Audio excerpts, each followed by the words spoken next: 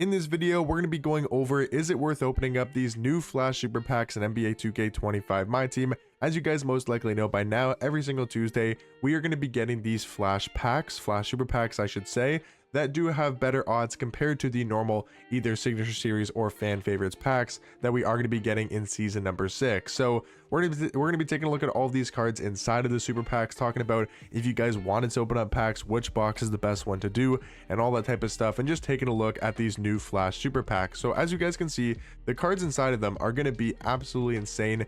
We do have a bunch of new cards in packs, like 100 overall Shea, 100 overall Yao Ming. I mean, both of these cards now being in the Super Packs is incredible. I mean, like if you pull one of these cards, you are going to be making a lot of MT. We do have the new 100 overall Oscar Robertson. He's going to be in these Super Packs as well.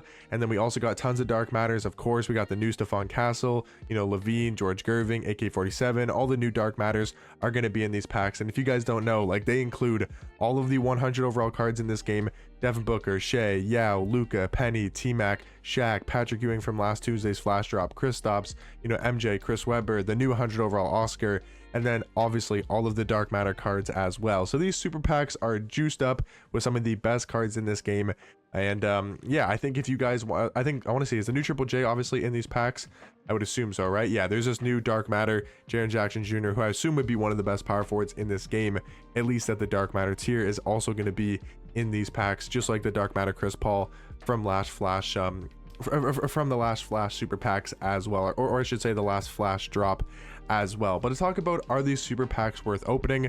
I will say for this week, this box might actually be better to open than the blue box. And the reason is, last week, basically, okay, to explain what this box is, so there's, I guess we'll call it the red 51 pack box and the blue 51 pack box. They're both going to have normal 50 Flash Super Packs inside of them, but then for example in the blue one, the last pack, that 51st pack, is going to be a Dark Matter topper. So you are going to get a guaranteed 99 overall topper player, right? You're going to get a guaranteed Dark Matter in that final pack.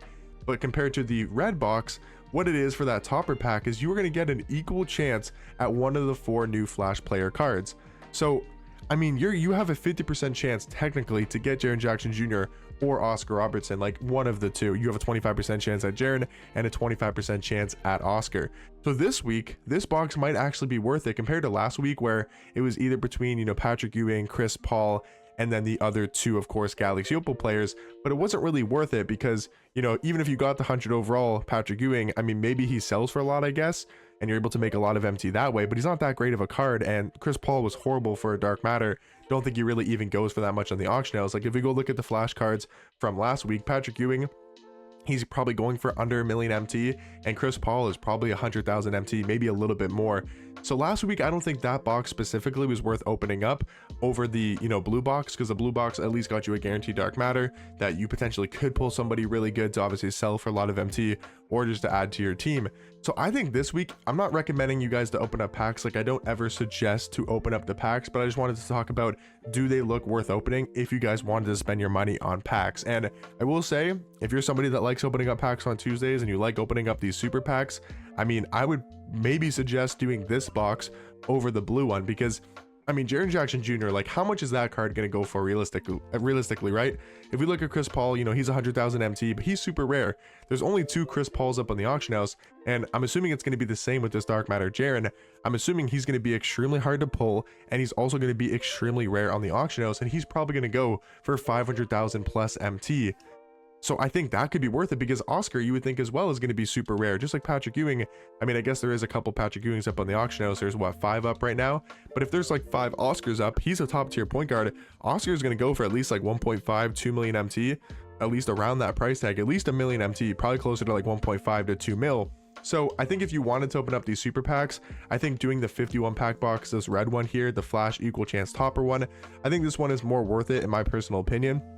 Yes, you do have a chance to pull one of the Galaxy Opals, so you are taking a bigger risk. If you want to play it safe, you could just go for the 99 plus topper one, just because you're guaranteed to get a Dark Matter, because in this one, you're not guaranteed a Dark Matter. There is a 50% chance you could also just be seeing a Galaxy Opal. What are the 2 Opals? Galaxy Opal Patrick Williams and Galaxy Opal Karis LeVert, because they're also in these packs as well, and they do have a 50% chance to pull one of those 2. But still, those cards are going to be like expensive right away. So if you open up this box right away, I mean, if we go look at Devin Vassell and Dorian Finney-Smith, like Devin Vassell, he's not a great card at all, but he's still 50k MT. Dorian Finney-Smith, I mean, he's still 80,000 MT. I know there's no dark matters that are a buy now, right? Like if you go to the auction house, there's no dark matters, I don't believe, that are for a buy now price. But it's like, even if you don't get the dark matter triple J, or you don't get the 100 overall Oscar, you have a 50% chance to do so. But if you don't, you're still going to get a Galaxy Opal that's probably going to go for like 80,000 MT, which is not that far off if you were to get a bad dark matter. So I think the risk might be worth it if you guys wanted to open up this 51 pack box. Now, do I recommend you guys spend your real life money on this game?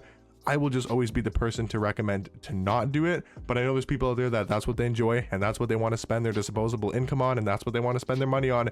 And I'm never going to pocket watch. I'm never going to say that's a bad thing to do. Do I recommend it? No. Will I ever really be spending my money on 2K besides making content? No. Potentially I might. I mean, have I spent any money this year? I think I've bought the Hoff Pass for season 6. I don't think I've spent money on this game. I could be wrong though. I don't remember ever spending money on this game in 2K25. I know I obviously have in the past, but it's really only for content. So my personal opinion is just don't open up these packs, because yes, they have better odds. Like if we take a look at the odds, for example, in the 51 pack box, you have a 2.3% chance at a dark matter, you have a 5.4% chance at a 97, and you do have a 30% chance at a pink diamond pull. So only 5.4% to pull a Galaxy Opal is horrible odds. 2.3% to pull a dark matter is also horrible odds as well. So are you going to pull something good from this pack? Your only really chance to do so is in the topper, and that's why I'm trying to say, like, you know, it might be smarter to do this pack, because you have a 50% chance to probably make 500k plus MT. If you get extremely lucky, you have 25% chance to pull Oscar, which is going to make you a million plus MT.